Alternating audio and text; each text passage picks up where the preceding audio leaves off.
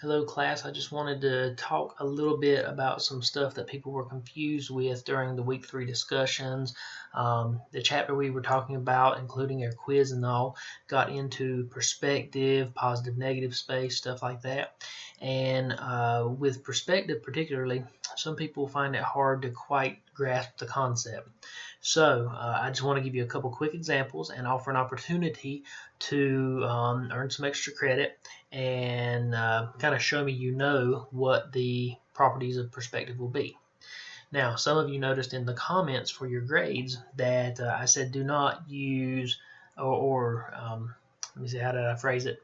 That perspective is not necessarily a synonym for a viewpoint, such as I see it from a certain perspective or a certain angle.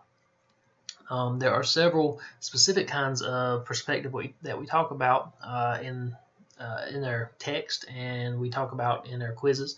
Very simply, we'll break it down to 1 point, 2 point, 3 point, and atmospheric. Those are the most common types of perspective you will see, and there are very specific requirements for those. Real quick, I've just pulled up some images on a Google search of 1 point perspective. This is one of the simplest versions of that, where you have a horizon line, a singular point, and everything that recedes into the background basically goes back to that 1 point. Now, anything that does not go back to that 1 point basically is either parallel to your horizon or parallel to the edges of your image. So this is parallel to this is parallel to that edge of the image, and so on and so forth. This is where your typical little street view type things, such as this right here, come into play. The classic railroad track type image. They all can be 1 point perspective. You can look at this and see that it recedes out to one singular point. Okay. Now you can also look and see that it would happen inside of a room. All of these images come right back all the way down there into just that one vanishing point. Oh, excuse me. A very famous image that could be seen in a 1 point perspective is the Last Supper. This right here is just an image. I have a few images from a composition slideshow that I did that shows some of the organization, but right here, if you notice, every single thing from the tops of the tapestries to the tiles on the floor to the tiles in the ceiling, everything goes right back to the vanishing point, which just happens to be Jesus's face right there. Okay, so a very famous example of 1 point perspective.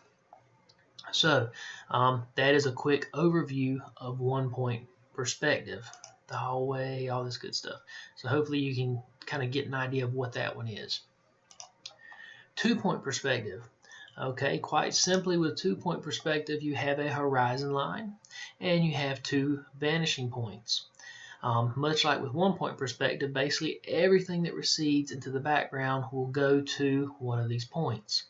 Typically, you will also have basically edges of your objects, which in this case a box, will be running parallel to the edges of the paper. So as you can see here, these boxes could very easily be the corner of a building or something. So here's a street view showing two vanishing points, boom, boom, and you also have the vertical lines, or the ones running parallel to the edge of the paper.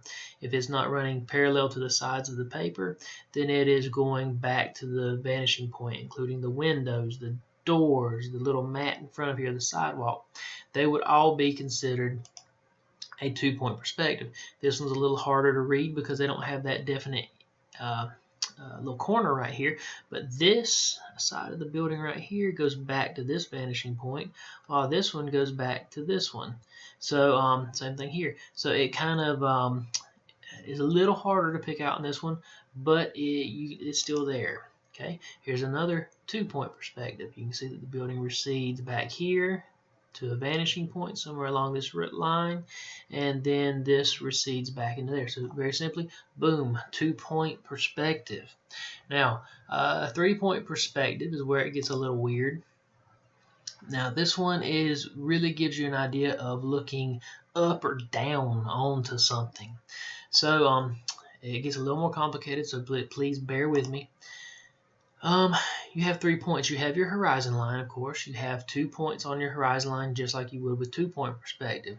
But this time you do have a third point. It could be well above the horizon line or well below the horizon line.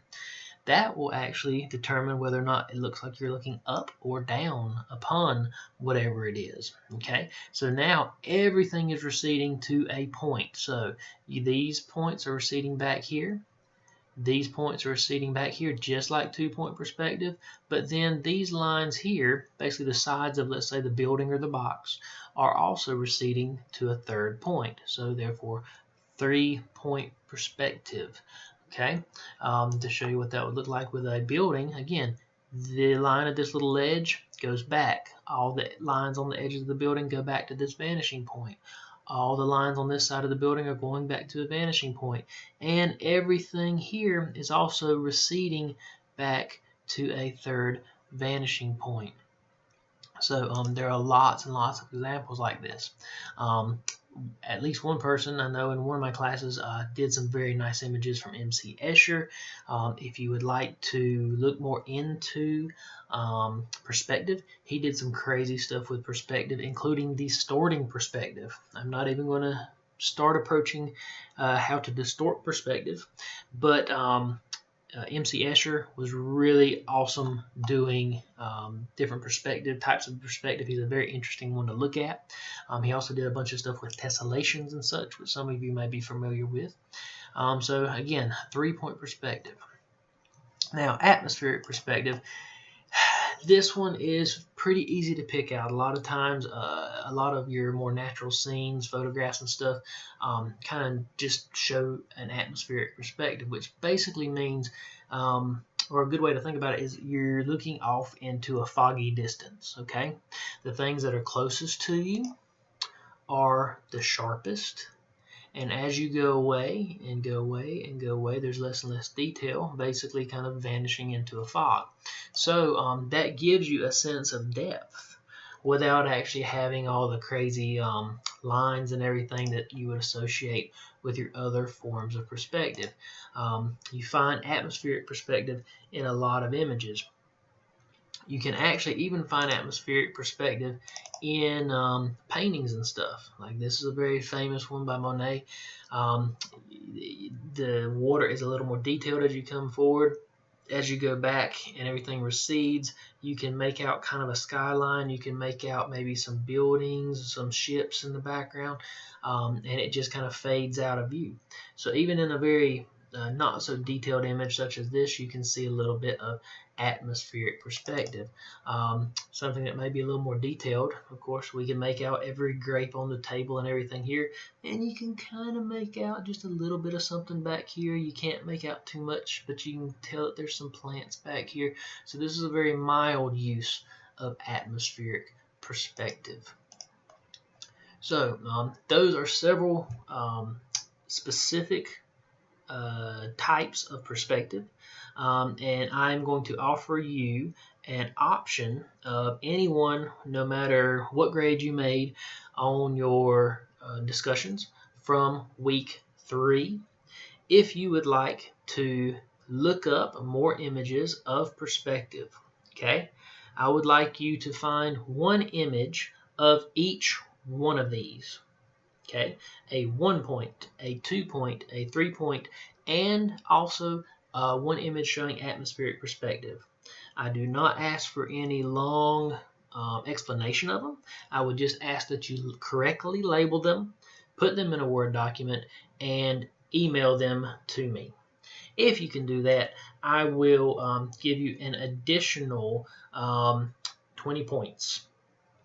Those 20 points can be spread across your grade from this past week if you were unhappy for it, or if you have made pretty good grade, we might could bump up 2 grades up to a B. Okay, so you have 2 grades up from a C to B or a B to an A or such like that. But I will distribute the points as best I can to help your grade on the discussions.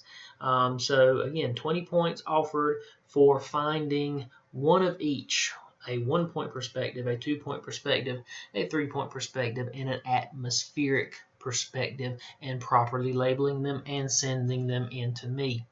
Now, I would like that done. Whatever the due date is for next week's assignments. Okay, whatever the due date is for next week's assignments. So that would be whenever everything is due for week number 5. Okay, have them done by that due date, and the due date could possibly change depending on the weather coming up. So please let me know if you have any questions. But if you can get that done, we'll get you some extra points.